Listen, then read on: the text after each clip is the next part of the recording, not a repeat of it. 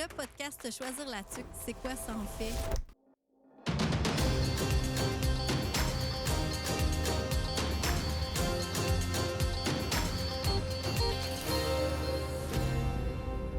Alors, bienvenue dans le podcast Choisir la tuque, votre guide audio pour une plongée immersive dans notre ville de La Tuque, en plein cœur du Québec, en Mauricie. Rejoignez-moi dans l'univers de La Tuque, ses habitants chaleureux, son patrimoine riche et ses trésors cachés. Découvrez en même temps le Lac-Édouard et la Bostonnais, deux municipalités très proches, un vaste terrain de jeu. Que vous soyez un résident de longue date, un grand voyageur, un petit curieux ou tout simplement ouvert à l'idée de vivre en région et de travailler en région, eh bien, Choisir la Tuque est pour vous. Ce que vous devez savoir, c'est que ces habitants ici à la Tuque, ce sont des vrais, dehors comme dedans, des gens authentiques. Alors, si ça vous parle, venez avec moi. Nous aborderons des sujets variés tels que les traditions, la culture locale, la gastronomie, les événements communautaires et encore plus, même des récits captivants de nos invités. Bref, laissez-vous transporter par nos invités spéciaux, qu'ils soient artistes, employeurs, entrepreneurs, des travailleurs, des artisans, des immigrants ou des représentants de notre ville. Ils partageront leur expérience, leurs projets, leurs passions, vous donnant ainsi un aperçu authentique de la vraie vie à La Tuque. Cet épisode est rendu possible grâce au financement de Ville de La Tuque en collaboration avec le Carrefour Emploi et ses nombreux partenaires financiers de Choisir la Tuque. On remercie également le complexe culturel Félix Leclerc de nous recevoir aujourd'hui pour l'épisode numéro 2. Aujourd'hui, on reçoit quelqu'un d'extraordinaire qui a une carrière fascinante et qui vient tout juste de revenir dans son patelin, s'installer avec sa petite famille, où il allie deux de ses passions, un nouveau travail ici même à La Tuque et un autre travail qui le fait déplacer. Alors, je vous en dis pas plus. Bon épisode! Alors, aujourd'hui, je reçois un homme bien respecté de son milieu. On l'a vu dans nos écrans, au théâtre. Donc, pour ceux et celles qui ne le connaissent pas, bien, vous allez apprendre à le connaître. Puis, je suis pas mal sûre que vous allez poursuivre la recherche et que vous essayez d'en savoir plus sur ce jeune homme. Il vient tout juste de revenir s'installer ici même à La Tuque. Il travaille au complexe culturel Félix Leclerc où on se trouve aujourd'hui. Donc, hey, bienvenue, Yvan! Hey, Madame Snyder, bon matin! Et mon Dieu, j'ai pas cette rétention-là. Écoute, non, c'est ça que tu dégages. Ah, mon Dieu. J'aime OK, ça. ben, je vais prendre ça, ce compliment-là. Prends-le. Moi, j'aime bien Julie Snyder. Ben oui, écoute, qui ne l'aime pas. Ah, c'est ça. Alors, hey, comment ça va? Moi, ça va super bien. Ça va bien? Très bien. C'est ça, j'allais dire, c'est beau chez vous, mais c'est ça, on est au complexe, là. Hein? Hey, c'est toi qui me reçois. C'est moi qui te reçois. C'est extraordinaire ce qu'on peut Finalement, faire à c'est La chez nous. Tuque. C'est Ouais. chez vous? Ouais. Mais je dois dire, par exemple, je suis pas mal fière de ça, mais j'ai quand même travaillé. C'est J'ai vrai, eu mon hein? école de danse, en fait, ici même, dans les salles Ben oui. du complexe, parce que le complexe culturel Félix Leclerc, il y a beaucoup de facettes. On en parlera mon peut-être Dieu. plus tout à l'heure, mais Ouais. on peut louer là, des salles. Donc, j'ai eu mon école de danse ici pendant C'est vrai, 10 j'avais ans. oublié ça. 10 ans quand même, hein? Ouais, fait que je me retrouve Ça va, j'aurais dû chez m'inscrire. nous, finalement. Ben oui, Ouais. c'est le fun. Là, tu es revenu depuis peu. Ouais. Ça fait combien de temps à peu près? Je dirais 6 mois depuis le mois de janvier. On est en janvier, donc depuis le mois de juin. Juin, juillet, août, septembre, octobre, novembre, décembre, Pas janvier. tout à fait un an. Non, c'est ça, exactement. C'est depuis le mois de juin. 22 juin, je suis revenu. Puis écoute, ça déboule depuis ce temps-là. Ouais, hein? C'est vraiment le fun. C'est un retour un peu inattendu. J'avais comme pas prévu, moi, dans la vie, de revenir là-dessus. Ben, c'était ça ma première question. Es-tu sérieuse? En 2 volets, OK? OK. Quand est-ce que tu es parti de La Tuque? En quelle année? Mhm. Puis aurais-tu cru que tu reviendrais t'installer à La Tuque un jour? Bon. Mais tout a commencé le jour où je suis né. Ma mère a donné une bonne poussée, je suis arrivé. Non, je suis parti en 2002, si je ne me trompe pas, de La Tuque. Écoute, moi, j'ai fait mon secondaire en sachant pas trop ce que je voulais faire dans la vie. Hein. Moi, il n'y avait pas grand-chose qui m'intéressait. J'avais beaucoup de champs d'intérêt, moyens, mais pas de gros coup de cœur qui fait « je vais faire ça dans la vie, moi ». Jusqu'à ce que je me mette à faire du théâtre, puis que je vois du théâtre, puis je fais OK, animation, humour, Donc, à impro. l'époque, il y avait du théâtre ici à La Tuque. Je te dirais qu'il y en a eu... Écoute, moi, j'ai fait une année qui s'appelle le pré-secondaire. OK? Entre 6e année et secondaire 1, j'avais pas des notes pas assez fortes pour passer en secondaire 1. Parce que j'avais la tête des nuages, parce que j'avais mon tempérament très artiste, c'était comme j'imaginais plein d'affaires, puis tout ça, puis je pensais à plein d'affaires. Fait que j'écoutais pas beaucoup en classe, ce qui fait que j'arrivais aux examens, puis ça allait pas super bien. Mais si je m'étais concentré un peu plus, ça aurait été mieux, ça aurait été un peu mieux. Puis mes notes n'étaient pas assez mauvaises pour doubler. Fait que c'est comme, j'étais entre les deux, fait qu'ils ont créé une année spéciale qui s'appelle le pré-secondaire. C'était l'année spéciale Yvan Ross. Non, non, c'est ça, j'étais pas assez spécial à ce point-là. On était 10. C'était 10 personnes qui avaient plus de difficultés à l'école. Donc, ils se concentraient sur nous, sur les 10. Puis là, ben, ça nous donnait un genre de power boost là, pour faire notre secondaire. Puis ça a bien été. Au-dessus, pour secondaire 1, 2, ça a très bien été. Puis 3, 4, 5, le naturel est tranquillement revenu au galop. Mes idées, ma tête des nuages est revenue, fait que j'avais plus de misère. Mais cette année-là, au pré-secondaire, j'ai un prof de français qui a commencé un atelier de théâtre. Il a mis un carton sur le mur, puis il a marqué « Atelier de théâtre ». Je me rappelle encore Mario Michaud. Mario était bien dynamique dans ses cours. Lui, il était drôle, puis il n'y a pas une technique d'enseignement très conventionnelle. Il nous parlait vraiment, comme on dit, bien chumé. Il t'a attaché. Oui, bien c'est ça. Puis là, j'ai marqué Yvan Ross sur le carton. Je savais pas pourquoi. J'ai fait... Ça me parle, moi, le théâtre. J'aurais essayé ça. Puis c'est là que j'ai rencontré mon grand chum, Maxime Lebel, avec qui j'ai commencé à faire des shows après ça. Puis, on a développé une grande amitié. Mais ça a commencé là. Fait que quand j'ai mis les pieds dans ce cours-là, cet atelier-là, et j'ai commencé, on a fait notre première lecture. Puis j'étais allé avec mon interprétation du moment. J'avais lu la pièce chez nous. Puis quand je suis revenu, j'ai fait je l'ai joué comme je le pensais. Puis c'est un idiot du village qui bégayait, puis qui avait de la misère, une difficulté d'élocution, tu sais. Puis... Et Mario est venu voir après le cours, puis il a fait... Mais où t'as pris ça, ce personnage-là? Je sais pas. Pour moi, la façon qui est écrit, il parle comme ça. Il dit, garde ça, hein. Il dit, c'est parfait, j'aime ça de même. Déjà là, j'ai fait, j'ai peut-être un potentiel. Vision, ou, en tout cas, je voyais que j'avais un intérêt. Puis là, selon les dires de mon prof, que je respectais beaucoup, j'avais un potentiel. J'étais comme, OK, c'est le fun, c'est une bonne tape dans le dos. Et là, le deuxième coup qui a confirmé mon intérêt, c'est quand j'ai mis les pieds sur scène devant le public à la fin de l'année. Puis c'était pas une pièce comique, c'est une pièce dramatique, là, tu sais. Mais quand j'ai mis le pied sur scène puis il y a un contact avec le public, j'ai fait « Ah! Il se passe de quoi, là? J'aime ça. Plus que les autres affaires, tu sais. » Fait que là, je suis arrivé chez nous, j'ai fait « OK, je m'en vais à l'école en théâtre. » C'est devenu ta passion. C'est devenu ma passion. Puis là, il a fallu que je finisse mon secondaire aux adultes, parce que j'avais pris beaucoup de retard. J'ai fini mon secondaire aux adultes. Et quand j'étais aux adultes, les cours qui me restaient à finir, les profs me disaient « T'en as pour 1 an et demi avant de pouvoir passer au cégep, avant de finir, tu sais. » J'ai fait non. Moi, je suis inscrit en septembre. J'ai passé l'audition à Saint-Hyacinthe. Il acceptait 12 personnes sur 380, puis je fais partie de ces 12-là. Je passe pas 1 an et demi ici, là. J'ai 9 mois. Puis en fait, non. Ben, je veux pas décourager, mais non. Moi, j'ai fait OK. Mais dans ma tête, je savais que j'ai 9 mois. Go. Là, tu étais complètement déterminé. Ah là, écoute, c'était comme jour et soir et jour et soir et jour et soir. Puis après 9 mois, j'avais mes cours. Tous mes cours étaient faits. Les profs, ils ont fait ben bravo, mais je sais pas comment t'as fait. Puis je suis parti au cégep, puis voilà. Alors, ça, c'est 2002. Alors que tout ton secondaire, tu as peut-être un petit peu plus traîné de la patte. Puis là, Oui.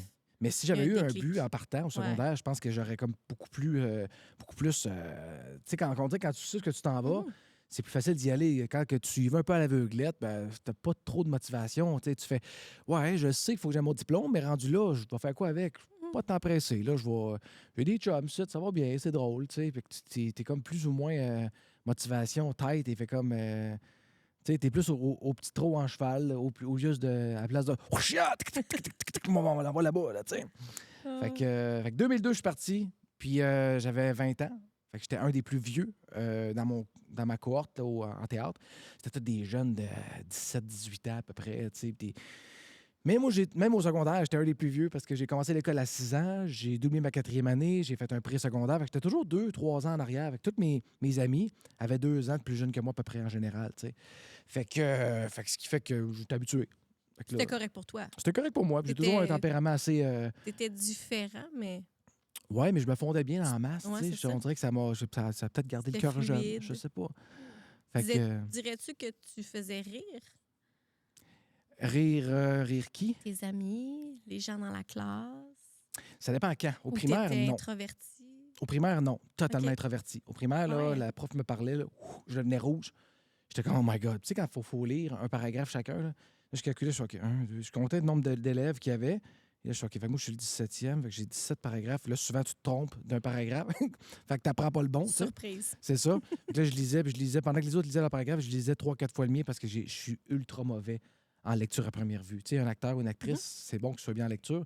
Moi, ultra mauvais. OK? Faut que j'apprenne. Pour être bon, il faut que j'apprenne mon texte. Si tu me donnes un texte, tu me dis, joue-moi ça, ça va être 0. Je vais te le lire, là, ça va paraître que je lis, puis ça va être tout croche, puis ça sera pas joué. Mais si je te l'apprends, là, je vais pouvoir te le livrer, tu sais. Fait que t'as des acteurs qui sont comme ça, qui répètent pour être bons, puis d'autres qu'on dirait qu'ils lisent un texte à première vue, puis ils vont te le jouer naturellement, puis c'est fluide. Fait que moi, au primaire, c'était ça. Fallait que tu me parlais en classe, là. J'aimais les exposés oraux, mais ça me terrorisait.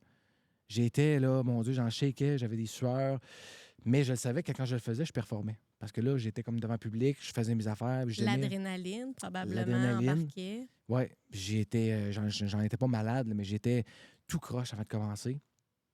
Mais rendu au secondaire, dès que j'ai commencé à faire de l'humour, de l'impro, de l'animation, du théâtre, là, je suis devenu un peu comme... Je suis plus le Yvan un peu introverti, un peu... j'allais dire nerd, pas nerd, j'ai jamais été nerd, mais un peu dans son coin, tu sais, parle pas fort, puis tout ça. Yvan, un peu plus cool, le gars qui fait du théâtre, le gars qui fait de l'impro. Et là, ben, ça fait monter un petit peu ta cote de popularité, ça fait monter, tu prends de la confiance, puis tout ça. Puis là, je me suis mis à faire ci, puis à faire ça. Puis là, au complexe, en 99, quand ça allait ouvert ici, j'étais tout le temps ici.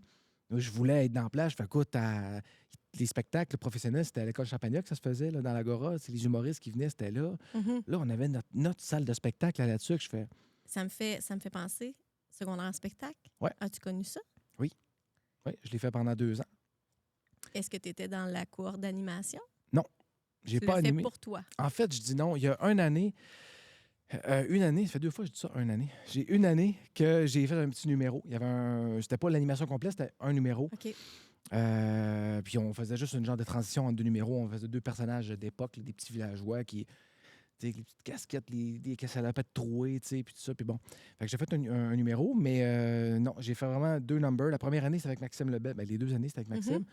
Maxime, il vient voir, on fait notre pièce de théâtre avec Mario Michaud. Pas longtemps après, il dit, Van, je fais secondaire en spectacle. Avec Tommy Desbiens, puis avec, si je me rappelle pas bien, c'est Joey Bouliane.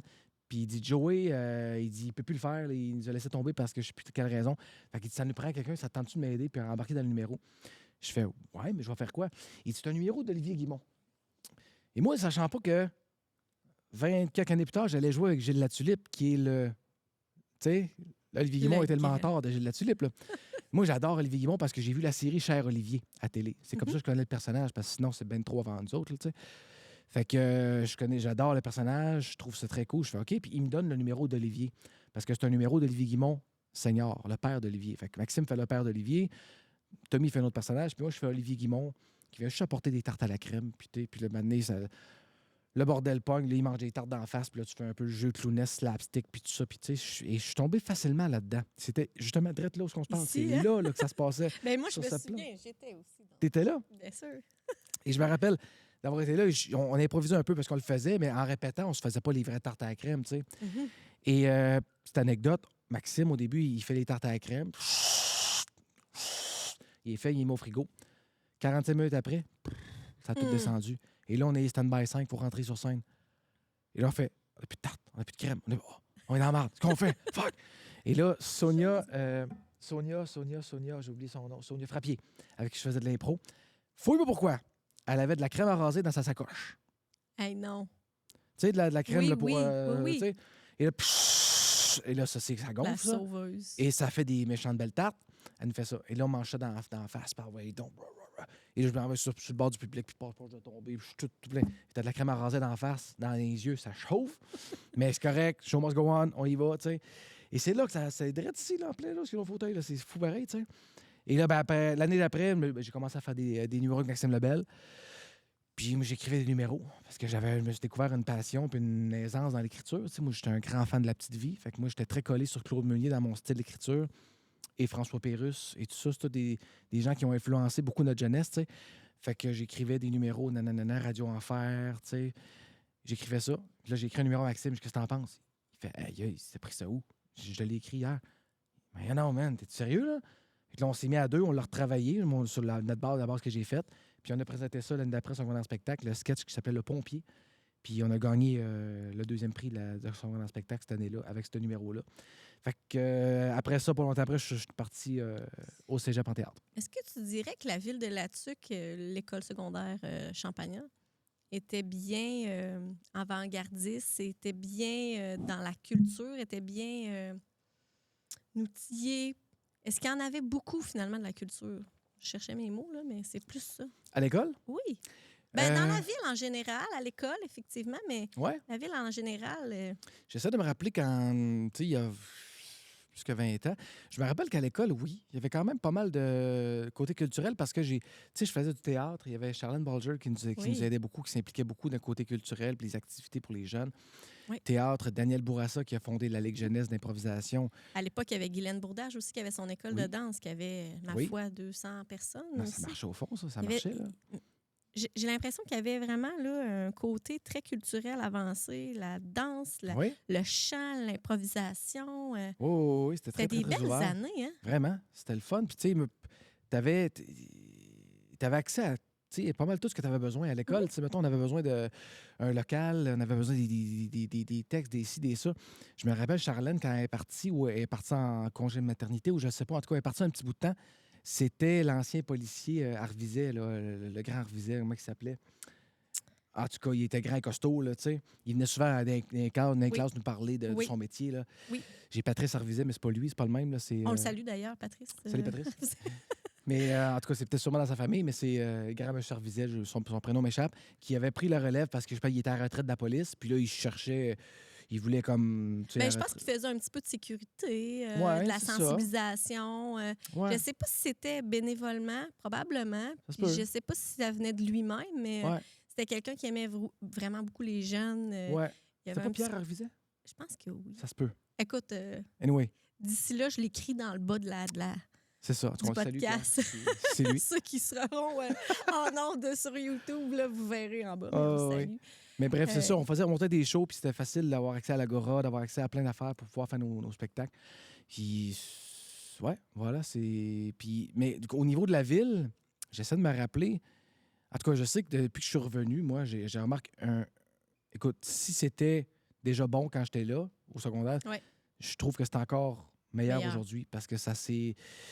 Je trouve que les ressources sont là, les gens sont là, ça s'implique beaucoup de ce côté-là. Tu as besoin de quelqu'un, tu as besoin de quelque chose, tu n'as pas besoin de faire grand-chose, un téléphone, un courriel, un message. Je pense que ça, c'est l'effet de la petite ville de Latuc où est-ce qu'on a tout à 5 minutes, les commodités sont là, mais surtout, on connaît chacune des personnes qui sont ici par leur nom. Je pense que vous venez d'en constater. On les connaît. Des fois, on hésite sur le prénom, mais... Mais non, mais quand même. Ouais. Donc, c'est ça, c'est cette facilité-là du bouche à oreille. Puis, on a besoin de quelque chose, ben on appelle telle personne. On a beaucoup de références, j'ai l'impression. Oui, c'est ça. Beaucoup de références, beaucoup de moyens. Donc, dirais-tu, quand tu es parti d'ici, que tu savais que tu reviendrais? Que tu reviendrais? Je dirais pas ça. Tout, hein? Non, parce que je suis parti, moi, tu sais... Tu t'en allais faire une carrière. Oui, c'est ça, tu sais... à ce moment-là, on pense pas qu'on va revenir dans notre petite ville. Ben non, parce que, tu sais, je dis souvent le petit cul de Latuc, dans le sens que moi, je me voyais comme ça. J'étais... Tu sais, quand tu habites à Latuc puis t'es jeune, t'es né ici... Ouais. L'univers de Montréal, là, ça fait loin, là, puis c'est big, puis c'est... Puis à l'époque, il n'y avait pas de réseaux sociaux, vraiment. Non, c'est ça. Ça commençait. Fait que tu imagines ça beaucoup plus gros que c'est déjà.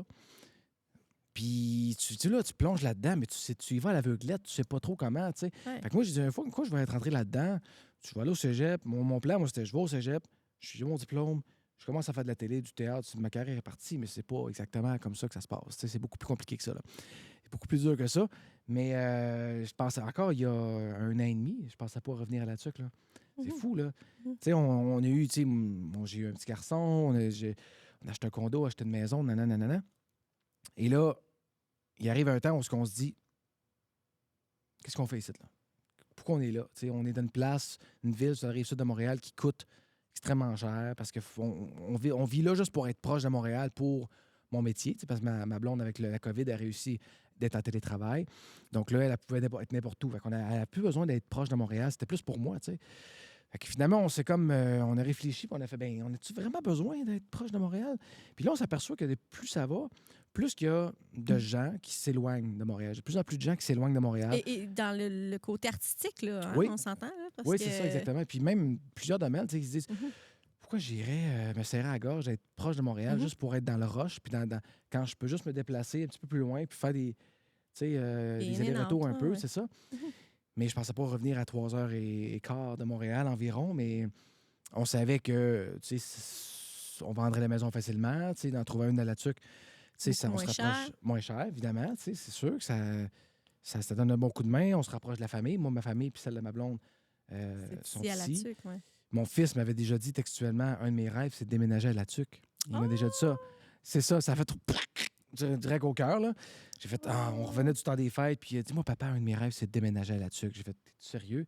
Il dit, c'est cool à la tuque, c'est le fun. Il dit, les mamies sont là, les papis sont là. Ouais, mais c'est parce que tu sais qu'à la tuque, Toujours de c'est quel âge, maintenant? il y avait à peu près, je sais pas, autour de entre 5 et 6 ans, 5 ans, à peu près autour de ça. J'ai fait OK, puis mais encore là, je pensais pas revenir, tu sais. Moi, le papa, il a besoin d'être près de Montréal pour le travail. Il dit, ouais, je sais, mais il dit, je dis ça comme ça, là, tu sais. Je trouve ça le fun à la tuque. Puis j'ai fait C'était OK. bien. Il y avait une sécurité qui l'encadrait. Ouais, Ah, c'est bien, ça. ouais. Puis la nature, écoute, tu le vois juste sur ta bannière, là, c'est beau, ça n'a pas de bon sens. T'as accès à tout. Tout est plus simple, tout est plus facile, comme tu disais tantôt, tu as accès à tout le monde, tu connais pas mal tout le monde, ou tu connais quelqu'un qui connaît quelqu'un, tout est plus simple, tout est moins cher à la base, ça aide un petit côté familial, on s'entend, là, Ouais. c'est plus simple, c'est plus fun. Puis, ouais, c'est ça, je te dirais que je pensais pas revenir, mais puis quand j'ai fait le saut en disant, OK, je pense que ma blonde avait arrivé avec le projet, puis on a fait, ouais. Ça se pourrait peut-être, tu sais. Je pense que logiquement, il y avait des avantages et des désavantages d'habiter à la tuque. Puis pour ceux qui te connaissent moins, Oui, on t'a vu à l'écran. oui, Dans quelques quoi? fois.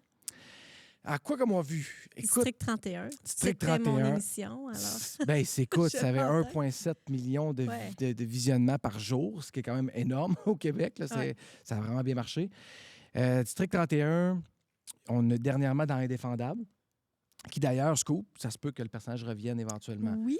Parce que là, quand j'ai appliqué sur ce personnage-là, c'était écrit que le personnage pouvait revenir éventuellement. Et là, je jouais le chum d'une fille qui volait de la bouffe pour faire vivre ses enfants. Tu sais.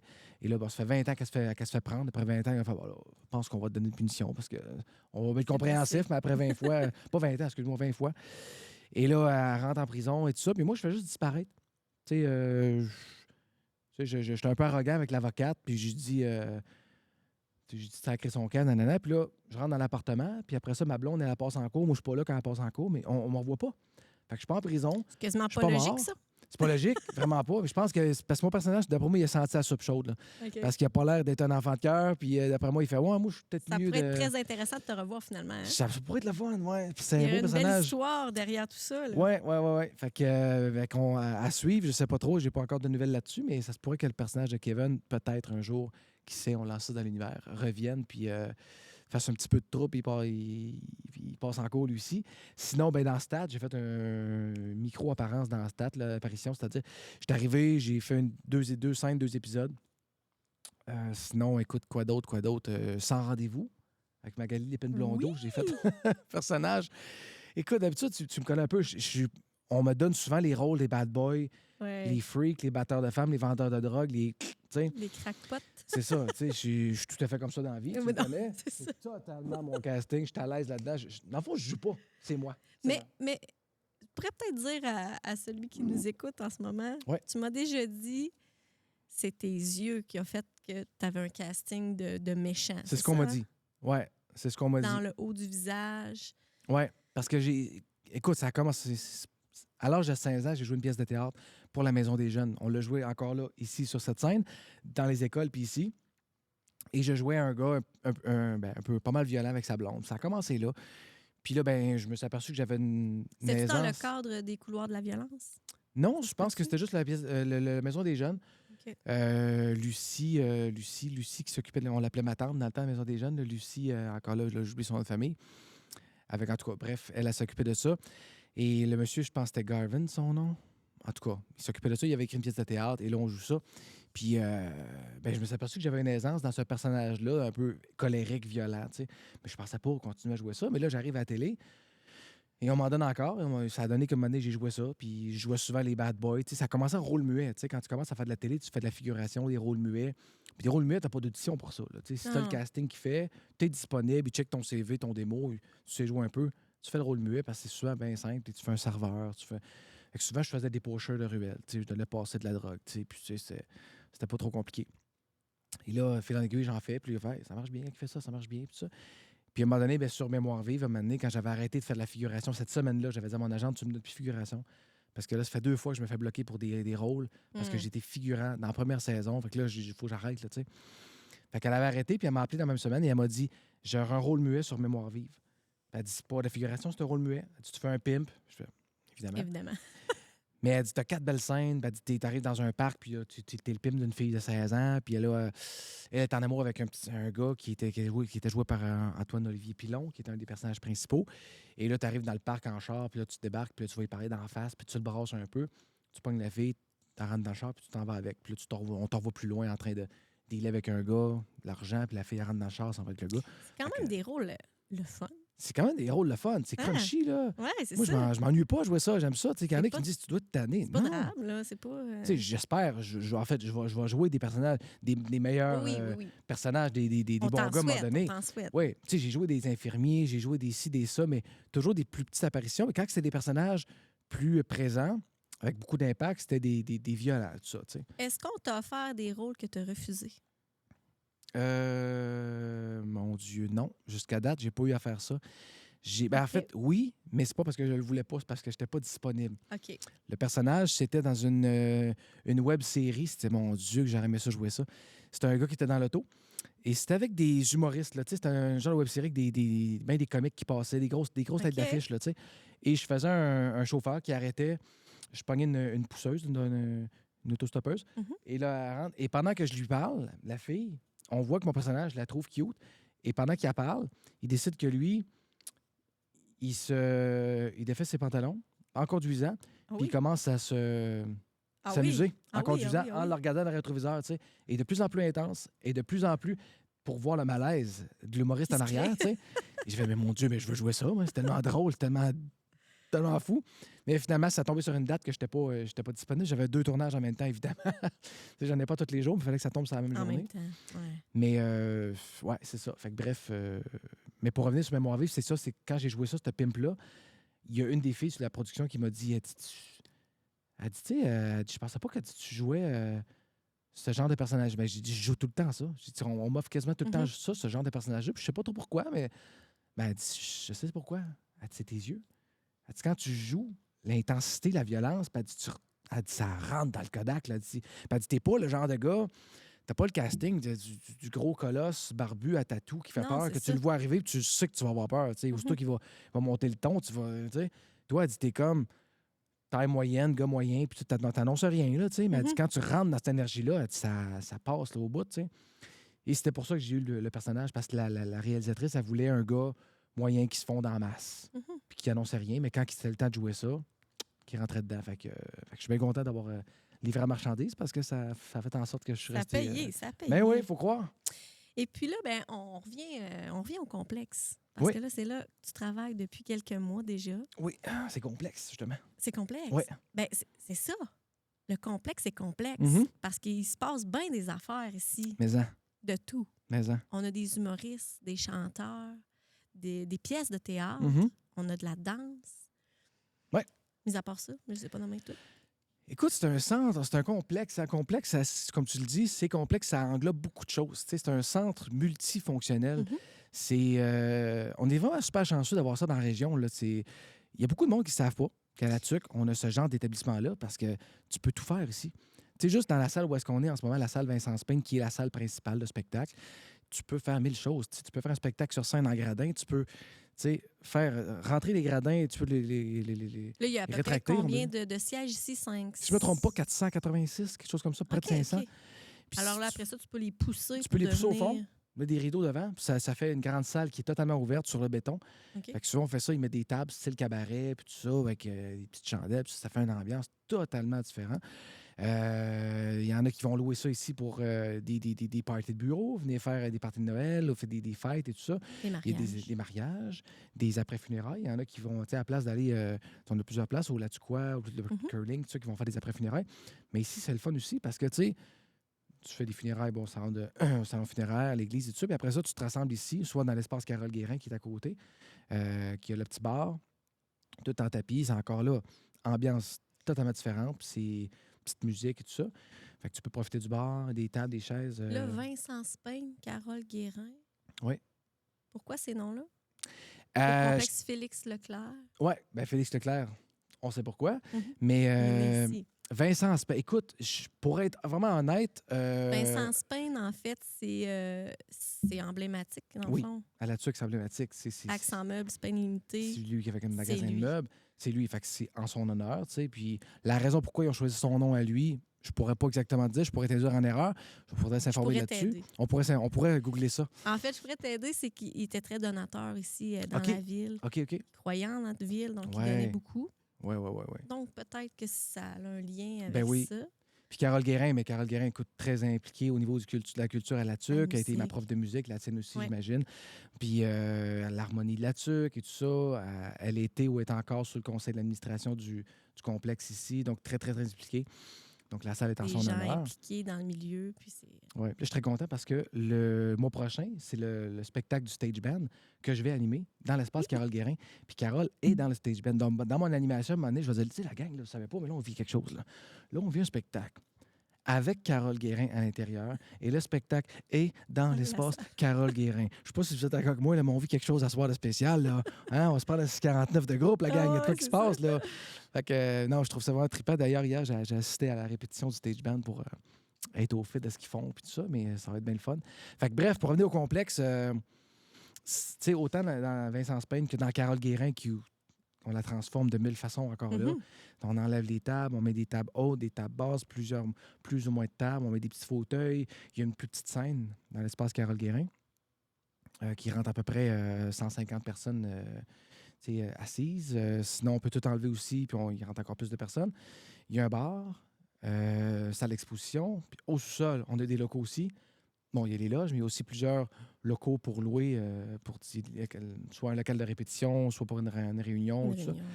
Donc, il y a beaucoup de choses à faire C'est ici. du clé en main quand on arrive ici. Si je ne me trompe pas, on a même un Oui. service de technique, là, des techniciens Absolument. extraordinaires. Oui. Extraordinaire. Je ne sais pas si j'irai jusque-là, mais non, ils sont vraiment exceptionnels. C'est le fun. On a vraiment une équipe fusionnelle, autant du côté de la technique. Sylvain Gautreau qui est directeur technique, mais on a comme le reste de son staff qui sont merveilleux. Tu sais, le gars de son, le gars de tech, on en a plein. C'est une Moi, de petite mon famille. côté, Là. c'est une petite famille. Tu sais. Moi, j'appelle la gang des bureaux, qui est Marie-Pierre Mayotte, la directrice.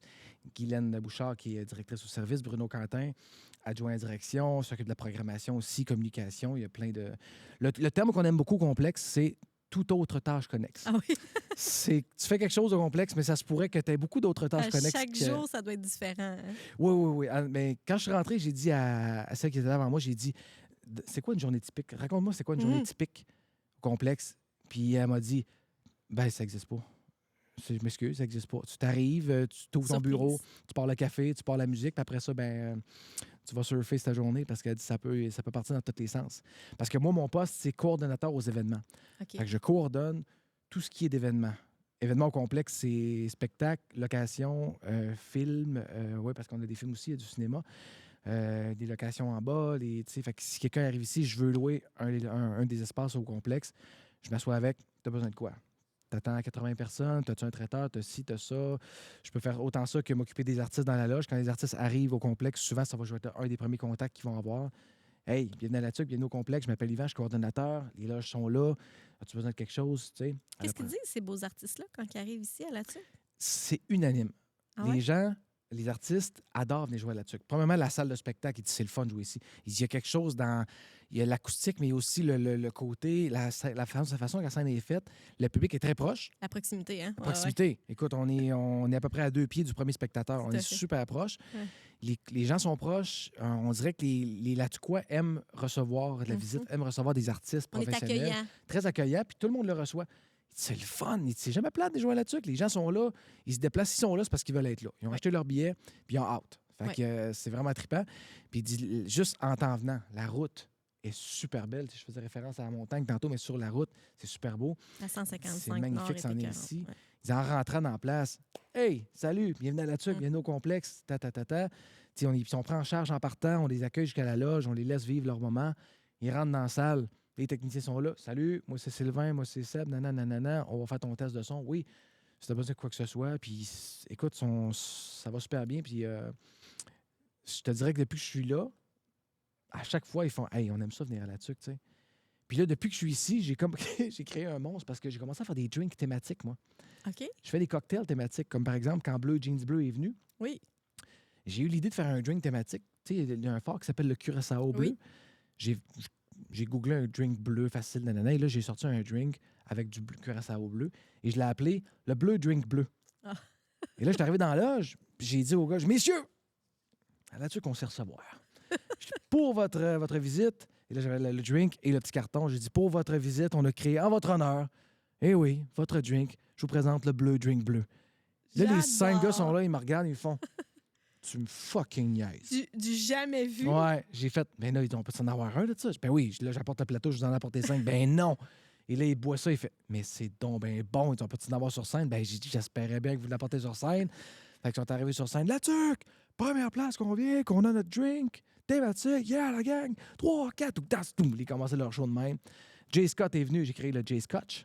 Avec du scotch. Ben oui.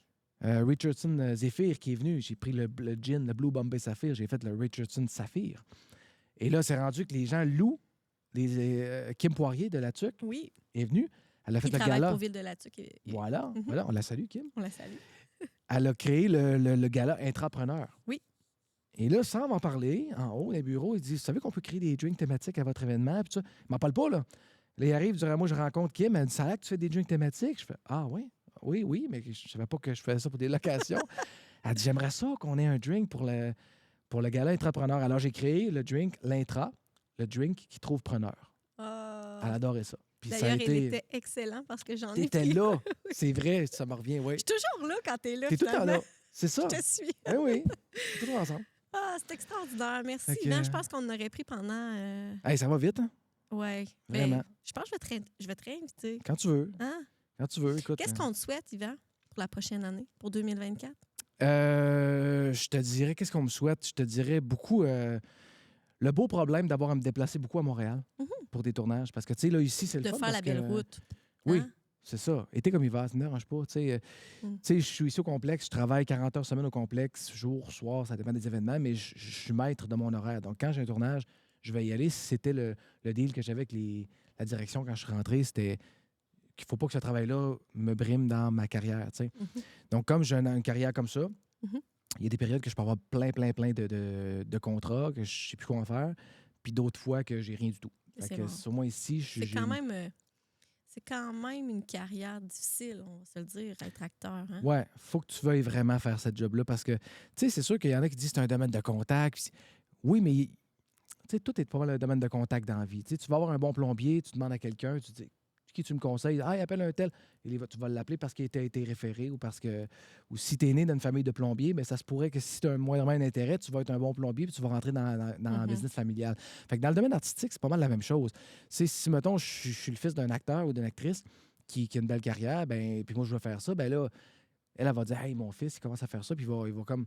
C'est plus facile, évidemment, parce que tu as des bons contacts. Mais si tu n'en as pas, ben tu passes par le chemin plus rough, mais faut si que tu veux un vraiment. petit côté entrepreneur. Là. Oui.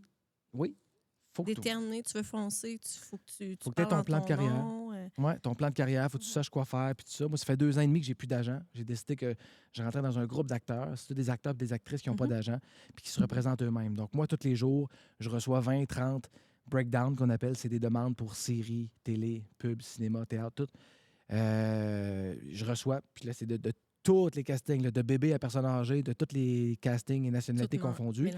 Fait qu'il faut que je défriche. Puis je trouve et je me propose tout seul. Fait que je me propose. Je suis mon propre produit, en fait. C'est comme je propose pas un service de. Il n'y a pas d'intermédiaire, c'est toi. C'est moi. Fait que je te dis, écoute, tu cherches un gars pour faire tel rôle, mais moi, je fais de la cascade, je fais ça, regarde, je te donne mon démo, je te donne ma photo, pars avec ça, puis je te dis, je suis la personne qu'il te faut. Mais la personne va recevoir ça avec 200 autres propositions, Mhm. peut-être plus. Tu sais. Fait qu'il faut que je me démarque à travers toutes ces. Faut que C'est tu te tous des gens vendes. qui ont du talent, ça, là. Ouais, Tu sais, ils sont tous bons, ils sont tous beaux, ils sont tous belles. Fait que c'est l'agent, l'agent de casting qui fait OK, moi, je prends qui là-dedans? Et là, il y a le producteur qui dit tu as le droit d'en auditionner 5, mettons. Tu sais. C'est pas Puis dans beaucoup, les hein? 5, j'en veux 3 qui sont des têtes d'affiche parce Mhm. qu'il y a tu sais, des codes d'écoute. Tout à fait. Fait que peut-être 2 qui sont moins connus Mhm. à travers tout ce monde. Fait que là, quand tu dis faut que tu te faufiles là-dedans, c'est pour ça que c'est un long domaine, un long processus. Mais Alex Perron disait un jour le domaine artistique est un entonnoir qu'à toutes les années, il rentre du monde. Le fils d'un, la fille de l'autre, les écoles de théâtre, les autodidactes, tu sais, les gens qui rentrent tous par en haut, puis ça jamme en bas là, parce que ça sort au compte-goutte. Un petit pourcentage là, qui réussit. Ouais. Fait que c'est des têtes de cochon qui réussissent à pousser par rentrer, par sortir à la fin. Puis je pense que j'ai une bonne tête dure. Fait qu'on. S'il y On a un lâchera jeune qui nous écoute et qui veut s'en aller acteur, actrice, Écoute, y je a-tu un dirais. conseil?